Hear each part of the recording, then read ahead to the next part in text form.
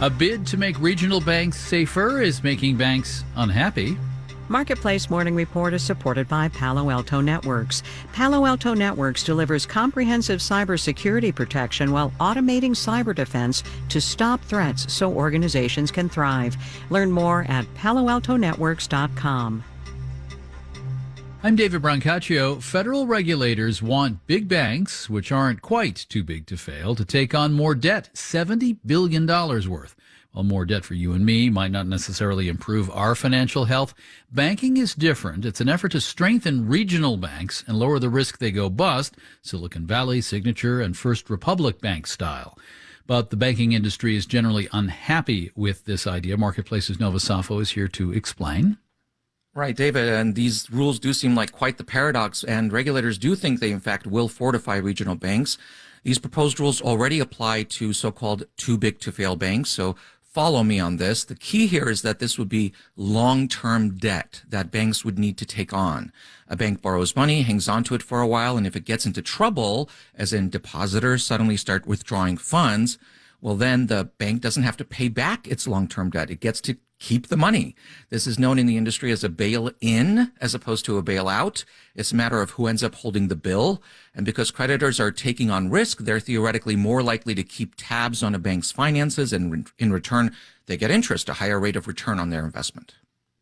And the banking industry doesn't like this. It does not. This is going to make it more expensive for banks to do business, surely. Interest rates are high right now. They have to borrow billions of dollars in this environment. The American Bankers Association called the proposals another step in the wrong direction and said it would harm customers, presumably because higher costs will be passed on to consumers. But the Federal Reserve counters that had these proposed rules been in place last spring, there would have been less of a risk that uninsured deposits could be lost, and that might have prevented bank runs, David. All right, Marketplace's Nova Safo, thank you for that. Markets Dow futures are a little changed, about 2.5 hours here before the formal opening of markets. S&P futures are down 0.1%. NASDAQ futures down 0.2%. The 10-year interest rate up slightly, 4.15%. Marketplace Morning Report is supported by C3 AI. C3 Generative AI provides ChatGPT enterprise search that is verifiable, secure, and accurate across all enterprise data. C3.ai. This is Enterprise AI. And by Charles Schwab. Schwab understands that wealth management is personal. That's why Schwab offers flexible, personalized financial planning crafted for their investors' individual goals. Learn more at schwab.com. The blood thinner Eliquis and the arthritis drug Enbrel are 2 of 10 medications the Biden administration is targeting as it works to negotiate lower prescription prices from pharmaceutical companies this year. The power to negotiate prices became law last year. If costs do go down, patients wouldn't see cheaper drugs until 2026. Drug companies say this could curb profits, which will curb their ability to pay for more research on new medicines. Drug companies' shareholders would also feel the pinch. Dan Gorenstein is host and executive editor of a health policy news organization called Trade-Offs. He's also a former reporter here at Marketplace, if the name is familiar. He spoke to my colleague Nancy Marshall-Genzer. So, Dan, Medicare, the federal insurance program that covers some 65 million people, is one of the pharmaceutical industry's biggest customers. It spends north of $100 billion a year on medications. But until Congress passed the Inflation Reduction Act last year, Medicare had never been able to directly negotiate drug prices. So what now? So Medicare just named its first targets, 10 of the highest cost drugs.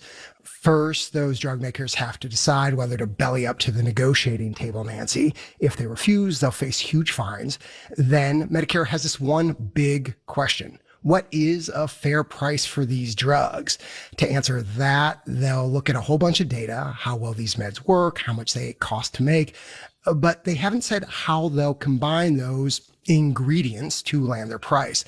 I loved how Steve Pearson, who heads up ICER, a kind of nonpartisan drug pricing think tank, described this. At least what Medicare has started out with sounds a little bit more like you take a pinch of this, a pinch of that, and you throw it in a blender and you see what happens. All told, Nancy, this new negotiation power is expected to save Medicare $100 billion over the next decade. And no surprise here, but I know pharma is upset about this. They've already filed 8 lawsuits. What's this about, Dan? Just money? I mean, yes, drug makers stand to lose hundreds of billions of dollars over the next few decades. But pharma argues it's more than cash, that if you make selling drugs less lucrative, companies will stop making risky investments to develop, say, the next game-changing cancer drug. Here's Lauren Nevis from pharma. We may not see the immediate impact of this on innovation tomorrow, but we are definitely going to see it for patients 10 years from now, patients 20 years from now. Any sense how or if this new policy will curb those future cures? That's the question, but no one really knows, Nancy. Now, there are some estimates. The federal government calculates it'll just be a few new drugs a year. One industry trade group put it at nearly 150 in the next decade alone. Some of the best evidence that we have comes from economists at Northwestern, and they found any drugs we do lose are likely to be at the edges, not the big-time blockbusters that we all want. Okay, Dan, so where do we go from here? What's next? By next February, Medicare will make its opening price offers. Drug makers get one chance to counter, then the two sides go back and forth haggle for a few more months. But by next fall, Medicare will be like, this is our best and final offer, take it or leave it. And those lower prices will take effect in 2026. Then Medicare gets to do this whole process all over again for 15 drugs next year and a total of up to 60 drugs, Nancy, by the end of this decade. Dan Gorenstein is host and executive editor of the nonprofit health policy news organization Trade-Offs. Thanks, Dan. Thanks, Nancy. All right. Appreciate you both. Hurricane Idalia has strengthened to powerful Category 4, and it appears headed toward the Bend in northwestern Florida, where the Panhandle becomes peninsula. Price of crude oil is up 0.8% to $81.81 a barrel now. Chevron has evacuated drilling platforms in the Gulf. The oil infrastructure company Kinder Morgan has shut down a gasoline pipeline as a precaution, along with several Tampa area facilities. I'm David Brancaccio. You're listening to the Marketplace Morning Report. From 8 p.m., American Public Media.